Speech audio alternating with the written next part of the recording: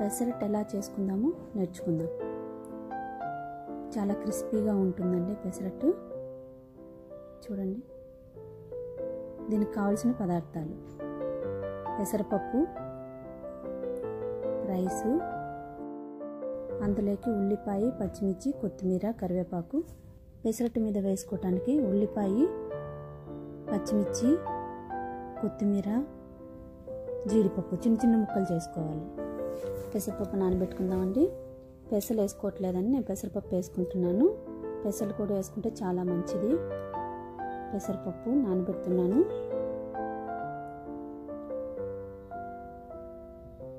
Rice కూడా వేస్తున్నాను. అందులో పెసరపప్పు ఎక్కువ తీసుకోవాలి, రైస్ తక్కువ తీసుకోవాలి. కడిగి నానబెడుతున్నాను. ఇది నైట్ నానబెట్టుకోవచ్చు, లేకుంటే మార్నింగ్ 4 hours ముందర నానబెడితే సరిపోతుంది. ఇది టిఫిన్గా చాలా బాగుంటుంది.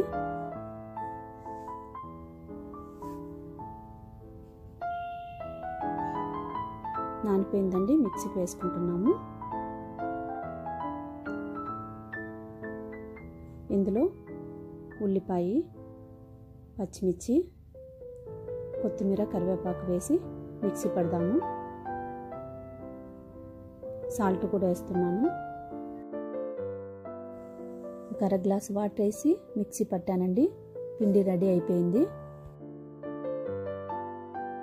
దోసపిండిలా కలుపుకోవాలి మనం.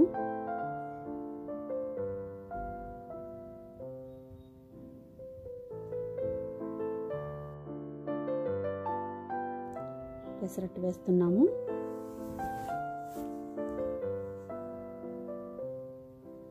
ఆయిల్ వేస్తున్నాము. ఆయిల్ కానీ బటర్ కానీ నెయ్యి కానీ మీ ఇష్టం అండి, ఏదైనా వేసుకోవచ్చు.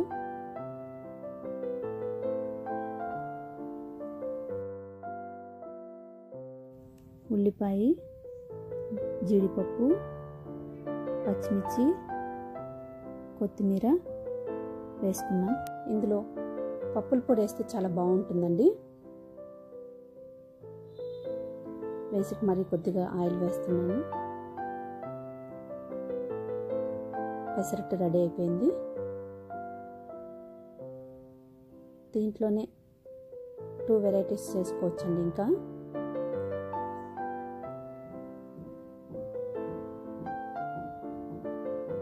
చాలా క్రిస్పీగా వచ్చింది కదా. ఇప్పుడు ఇంకో వెరైటీ చూద్దాము.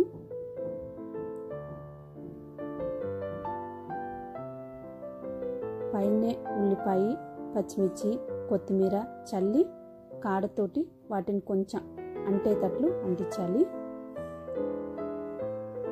ఆయిల్ వేసి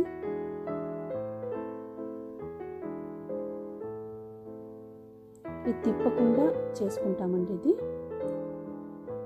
పప్పుల పొడి చల్లుతున్నాము.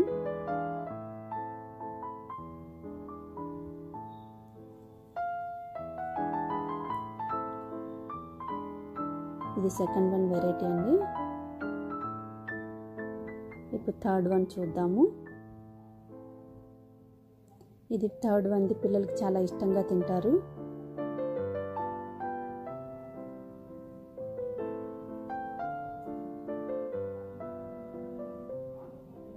పెసరట్టు వేసి కొద్దిగా కాగిన తర్వాత ఆయిల్ వేసి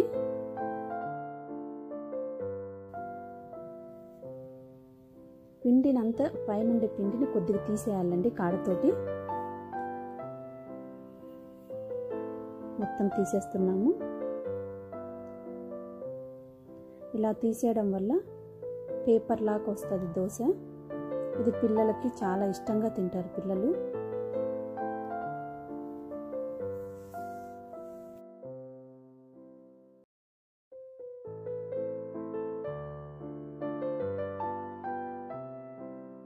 పెసరట్టు తీద్దామండి. చూడండి ఎంత క్రిస్పీగా ఉందో.